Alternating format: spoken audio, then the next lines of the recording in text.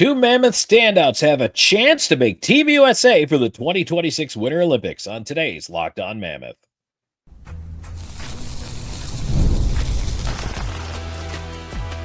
You are Locked On Mammoth, your daily podcast on the Utah Mammoth, part of the Locked On Podcast Network, your team every day.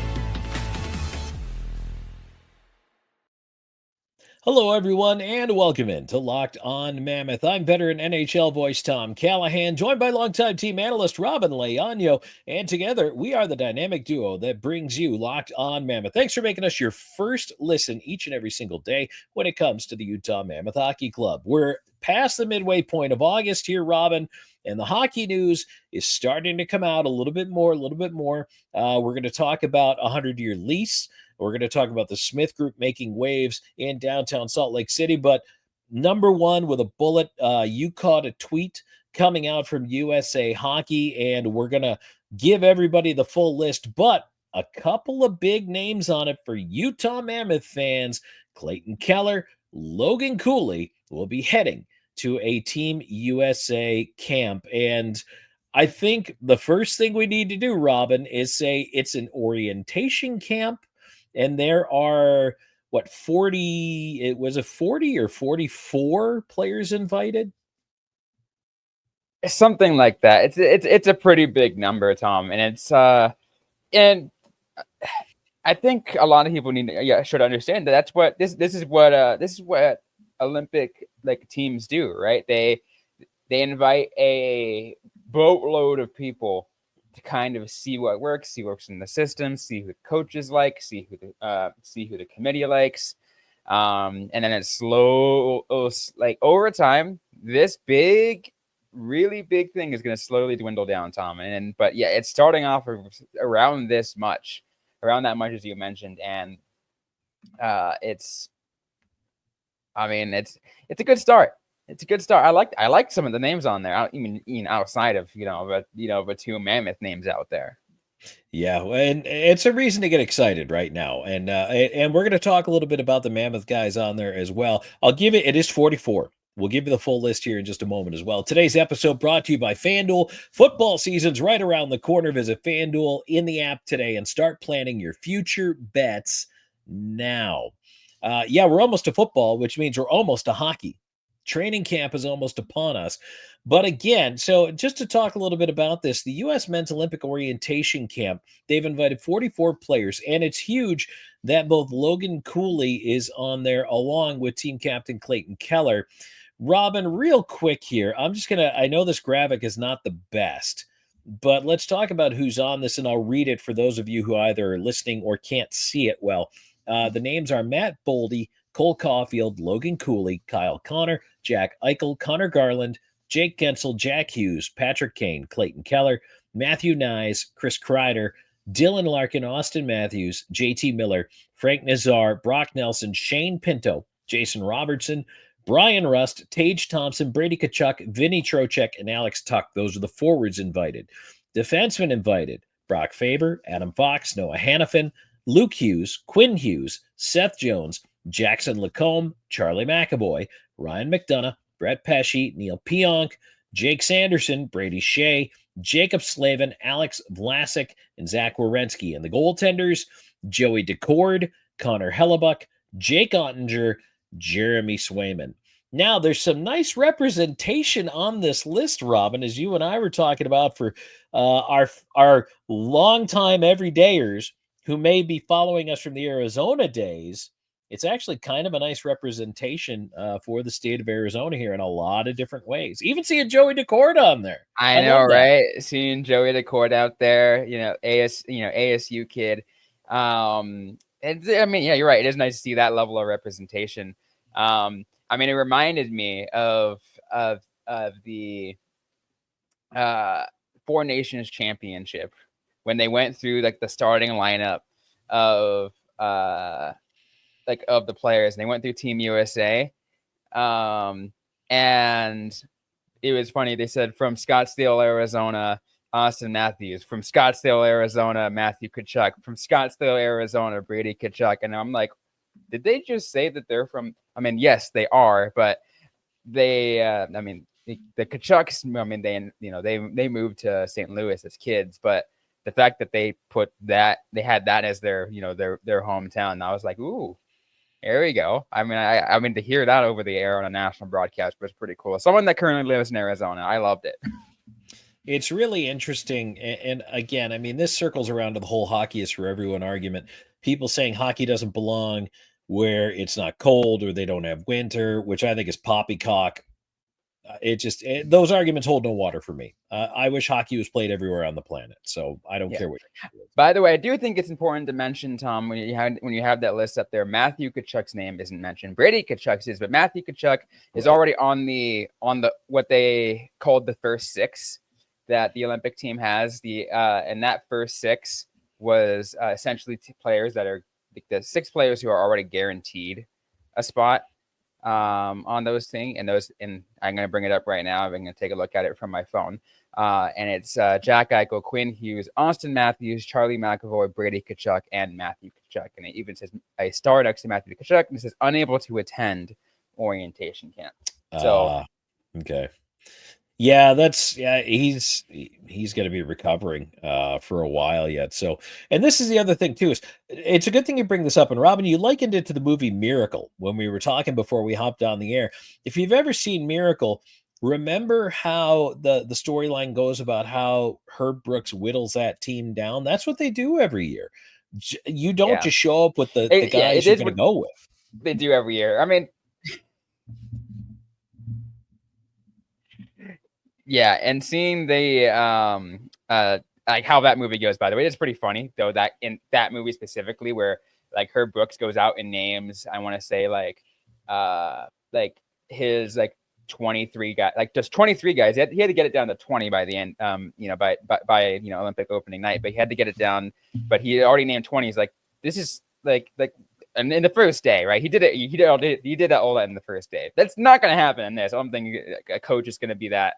Like that, because Herb Brooks was a whole different kind of coach. But you're right, it is going to be like that. They invite a whole group of guys, and then they're going to slowly dwindle it down to see who goes. So, but even then, looking at all the 44 names that we had brought up here, Tom, like that is a stacked level of names, a really great, amazing reputation across the entire nation of hockey players who I think like any of them would make a make a great name to represent Team USA in the Olympics. Are you ready for a bold statement out of me on this? Okay. They're both going to make it. Keller's a shoe-in. Yes.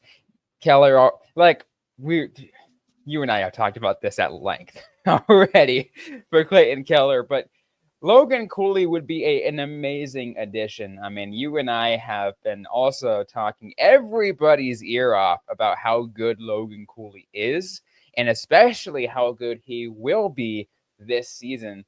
It's going to make it really hard for them to say no. He's a 65-point guy last year. He's going to get his extension. He's going to start the year on fire. He's going to put up impressive numbers. He's probably going to push 80 points this year.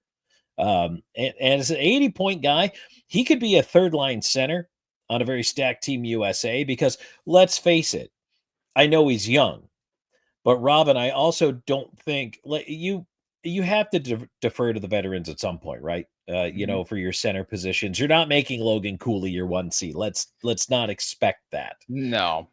But as a young player, he can lead a third line on a stacked Team USA and continue to get better international experience. I think he ends up as the 3C for Team USA. I'm predicting it now. I'm going out there on my limb.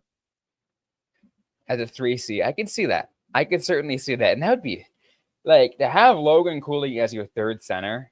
Like that's a nice, like that just shows how incredibly strong representation is from Team USA already.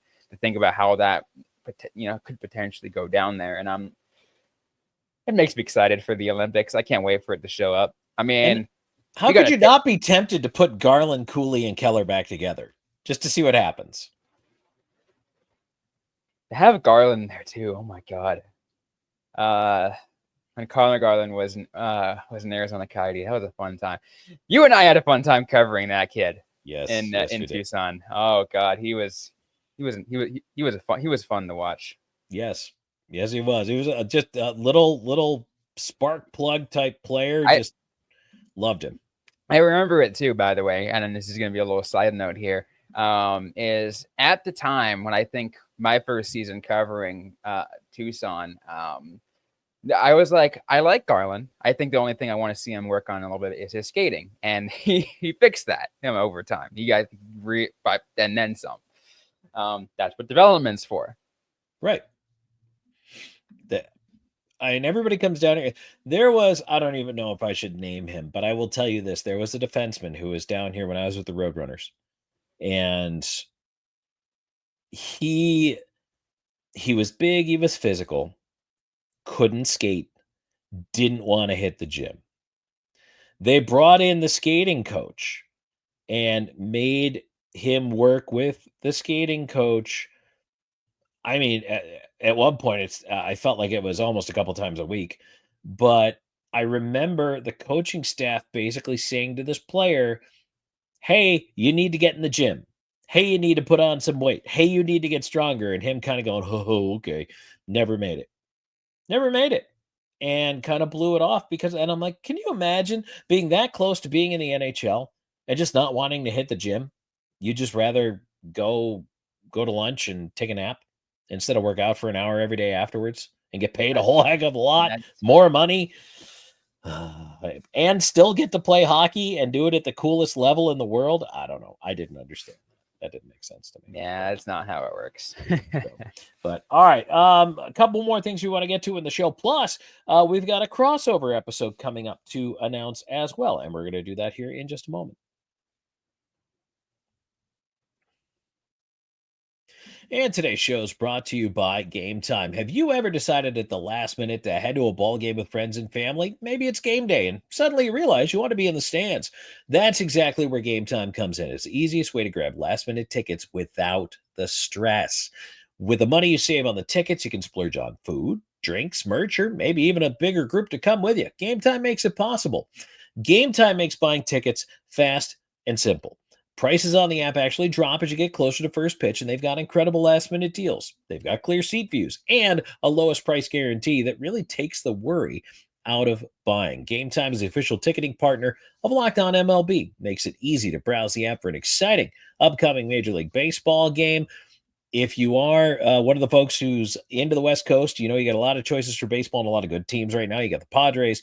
You got the Dodgers. You got Robyn rolling her eyes because I haven't mentioned the Giants. There you go, the Giants.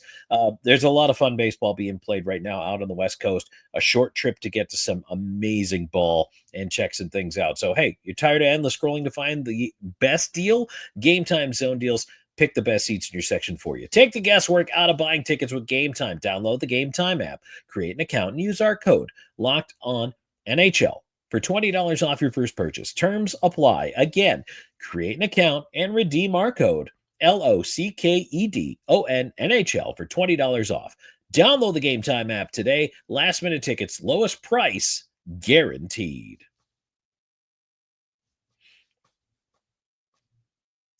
Tom Callahan, Robyn Leaño here with you. Hey, if you like what you're hearing, what you're seeing, please subscribe to the show. It doesn't cost you anything. Give us a follow, give us a like.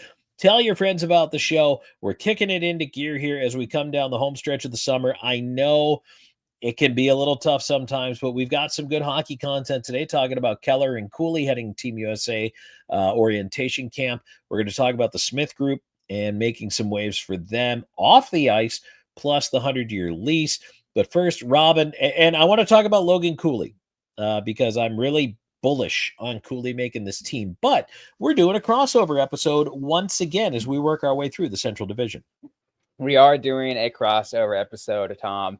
Super excited. I've reached out to Locked On Blues host Haley Taylor Simon, and we'll be talking with her later this week to kind of talk about other expectations for the Central Division, as well as for the St. Louis Blues. Talk about the comparisons between that and the Utah Mammoth, and maybe just throw some jokes out there because we all know how much anyone of the affiliated for St. Louis loves to hear how much Clayton Keller loves to beat on them anytime he's back in his hometown. And did you know, For 1 year, I was a member of the St. Louis Blues organization. Worked for the Peoria Rivermen back when they were the AHL affiliate. And I got to call one period, actually half a period, of St. Louis Blues hockey. It was against the Nashville Predators. Chris Kerber gave me the mic for half a period. I worked with Kelly Chase doing color with me. Kerb said to me, he goes, I hope somebody scores a hat trick. I hope it's a great period of hockey. Robyn, nothing happened. Nothing. There were like 3 shots on goal in 10 minutes of action. Nothing. I think Thomas Vokoun made one cool save. So I didn't get much out of that period, but it was the first time I ever got to call an NHL game. And so that'll always stick with me. That was pretty cool. That always sounds like like it's just a great opportunity to, especially if you haven't quite gotten to that level yet, or maybe you're like Pat, like you just want to get back to it, like getting back on the play-by-play microphone in general. It feels great. I have not done play-by-play in since I left college. I did play-by-play, by the way, when I was in college. Fun fact, everybody. I did it for Arizona football, Arizona basketball, both men's and women's, as well as hockey occasionally. I love that. And see, you learn a little bit more about us every single day. So, Robyn, let's talk about Cooley, because I'm confident. Cooley makes this team. I really am. So, okay, I'm just going to let you either be the voice of reason and be like, pump the brakes a little bit here, Tom, or I'm going to let you, inflate my choice even more. Which direction do you want to go? It's interesting because I'm trying to think in my head, me, Tom, as like the eternal optimist. I always try to be like, ooh, I love the idea. But here's one thing I'll say. As much as I love the idea and it sounds great, I do think that Team USA is already pretty darn stacked. It's going to be hard for him to fight his way in. Incredibly hard. I think he will make an incredible push. He's going to make it through several rounds of cuts. But at the end of the day, he might be, if anything, like last man out or something, right? He's going to be might end up making an extra. It's like, hey, can have you as a floater just in case that's an injury happens for one of the starting players as we get closer to opening night. But that's how I'm thinking things happen, because I love Cooley. I still think there's just too much talent. There's just so much talent. I just don't see how you, and again, I didn't see how they left a lot of off Four Nations, but I just don't see how you leave a guy who's probably going to be 70. If not, I think he'll be 80 points this year. And especially if he has a hot start, I just don't see how they ignore that. But they did. They did last time. They ignored Keller. They did ignore Keller. That? 90 points. Not only that, but they ignored Keller on a season where he came back after literally this not too long after having essentially broken his leg in half, and then comes out and has one of his best seasons ever, and then then takes over as the captain for Utah. And I am thinking in my head, and I'm like, this kid is going to just continue to get better and better every single year. So when he was named, when Clayton Keller was taken off Four Nations list, or was left off Four Nations list, yeah, I was super upset. Considered it a snub. But maybe, just maybe, Logan Cooley can look at that as well and take that as a level of motivation for him, and said even someone like Keller, who was so good last year, was left off the Four Nations final roster. I mean, no doubt Keller is going to be on the roster this year for the Olympics, but Cooley can be like, I need to be better than Keller was when he got left off the list. Wouldn't hurt my feelings to see him use that motivation and just have that's what they do as teammates. That's what they do as teammates, and it wouldn't surprise me if Keller and Cooley are the ones pushing each other to both make it the same, so they can go together. That would be awesome. I'd absolutely love that. All right, we've got a couple of notes to get to for the Smith Group and a 100-year lease. We're going to talk about that and more here in just a second. Locked On Mammoth.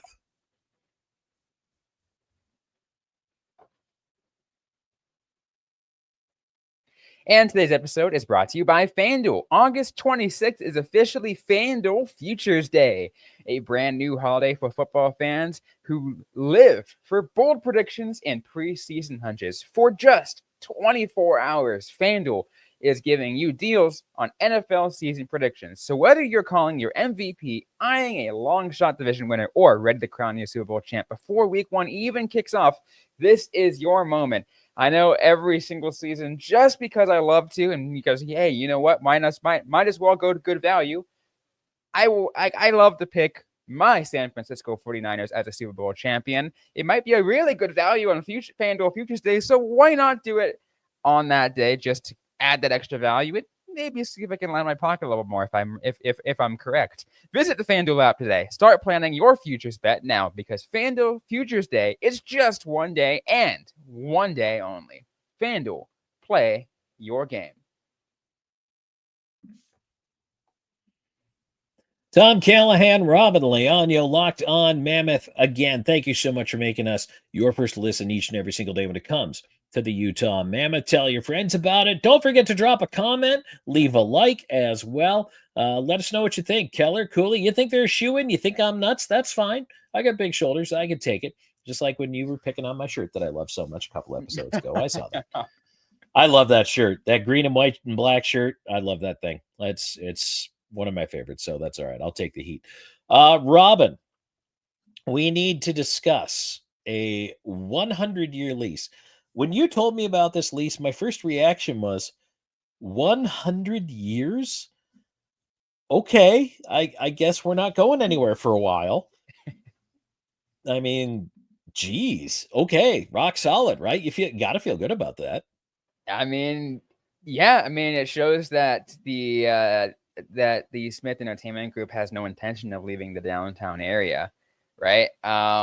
It's interesting though, Tom, because when I read the article, it was kind of like it's like one of the grab yas, right? You know, little clickbait. It makes you click over there because it's 100 lease, but it's a little bit with the caveat there. And let me go ahead and kind of lay it out for you guys and how this is set to go out. So, Salt Lake City owns the Delta. Technically, is the owner of the Delta Center, so they lease out the property to Smith Entertainment Group. And with Smith Entertainment Group putting a lot of renovation, potentially helping renovate the downtown area as well as Delta Center. We've talked about these renovations. They said, hey, they're going to commit to staying into Delta Center long term. The first initial batch of this new lease lasts until 2055, with the option of continuing to renew every single 7 years or something like that. So like it's renew, like, so they can continue to renew and continue to renew and continue to renew that option up to that 100 years. And it's still, I mean, look, that's a pretty good chunk of time, right? We're talking 30 years off the initial jump here. So that's huge. It's nice to have stability. And especially because the other item that kind of dovetails nicely into this was a press conference that was held by Smith Entertainment Group talking about a new 6,000 seat concert venue that they're going to be bringing in between the convention center and the Delta Center. So that explains why they bought that land, Robyn. But I think if you're a Mammoth fan, and this is why this is important to talk about on this show, if you're a Mammoth fan and you see your ownership group committed not only to your team and to spending the money to become a winner, but investing in your city. And look, Ryan Smith has made no bones about how much he loves Salt Lake. This, to me, is huge as far as the investment, because what it does is it says to other players in free agency, it says to draft picks, it says to future potential coaches and scouts and general managers and anybody you're going to hire, that this is a place that you can come and live and work and play and know that you are supported all the way around. And I think that's massive. It really is. And I could not tell you, Tom, how much of a breath of fresh air that is to have to be. Oh, no, we definitely know that. To be around an owner who actually cares about the community, because like Oh man, I think everyone knows at this point my feelings of. I'm not even going to mention the other guy's name. Yeah. But, And again, any Coyotes holdovers, I mean, you guys know, no, if you're yeah, an everydayer from way back, look, I worked in this organization under tumultuous ownership. I was around for one of the two changes that happened towards the end. There were I actually think three owners down the stretch. if I'm not mistaken, you were under the Bearway ownership mostly. So it started. Remember that crazy group of 5 owners? Oh yeah, That's when I got hired into all that. And then, yes, that's when it kind of went down next into the Bearway situation, I guess. situation. And then by the time Marijuelo was there, I was gone from the organization. So, and it just, I mean, the internal chaos was crazy. And to hear a few of the Coyotes who have made it to become Mammoth, it's night and day difference internally. It's to us covering the team as media, it's night and day difference externally. It's kind of nice. It Yeah, hurts me that it couldn't get done in Phoenix, but of it course. makes me happy to know it's happening at least. Yeah, and by the way, I still do want to make it known to any Coyotes fans, holdovers who are now Mammoth fans.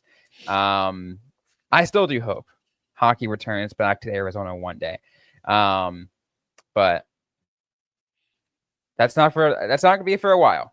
And we're out here supporting the Mammoth, through and through, because what we're seeing especially with these players, and how they're getting treated, how the city is getting treated, how much they're embracing this team, it means so much to everybody.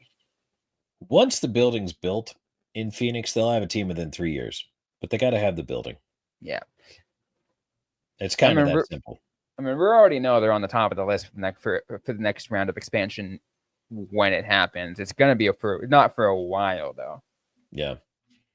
Yep. And I mean, I don't think there's really anybody up for relocation, but there's pretty solid intel that Atlanta is on a very short list. Atlanta is making an incredible push. Yeah. They're on a very, very, very short list to get a team. So that would not shock me. And then Just keep just keep Alex Morello away, because I know he tried to buy the Hawks at one oh point. So my goodness, that's just no, please no. So at this point, I think everyone's learned their lesson. yeah, well, I hope so. I really do. But I mean, Robyn, at the end of the day, the whole point of a lot of this stuff that we talk about in the community development and all of this is this team is on solid footing. It's going to be for a very long time. And I think that's got to make you feel good, because to me, that is part of, and maybe the biggest building block at the end of the day, to building a Stanley Cup winning team. And isn't that what we really want? This is why we're here covering the team, right? To get all the fans rallied to see all the build towards a Stanley Cup team. Yeah. I mean, especially too, and again, as you and I have talked about, as being long time, personnel covering this team, you being, formerly at the Tucson Roadrunners and having years experience with the Coyotes organization, myself having covered the Coyotes organization up through now to the Mammoth years for the last decade. I mean, we're like we want to see these players raise the cup. Yeah, we definitely do. Definitely do. I think it's everybody deserves to, not everybody gets to, right? But I think the Mammoth are on the right path. So, Robyn, if folks want to drop some comments to us outside of here in the YouTube video, which you certainly can, we definitely read and respond to those. But where else can they reach out to us? You can find us just about everywhere on social media at Locked On Mammoth. That's at Locked On Mammoth. You can also reach out to us or reach out to me, really, also on Twitter, at Robyn_Leaño. And you can find me on Blue Sky at Tom Talks and on Twitter at Callahan on Air. And we always look forward to hearing from you talking hockey, even if it's not Mammoth. If you want to talk something else, I mean, we do pay attention to the rest of the NHL, and you can ask Robyn when the Sparkles merch is going to drop. So I know we're all waiting patiently to see when that's going to happen. So Robyn, you'll have to keep us posted. I'll try to see what I can do. Maybe I can get a designer out there to really put some put some flair into Robyn Sparkles shirts and other kinds of merch. But there will be 91 on it, that's for sure. 91 and Sparkles. It's just what else, you know? That'll be fun. I can't wait to see what you come up with. That's going to be a good time. So, all right. Well, everybody, thank you so much for joining us. We appreciate you being here. As always, tell your friends if you like this show and spread the good word as we are getting ever closer to the start of training camp for the Mammoth. For Robyn, I'm Tom. We will talk to you next time on Locked On Mammoth.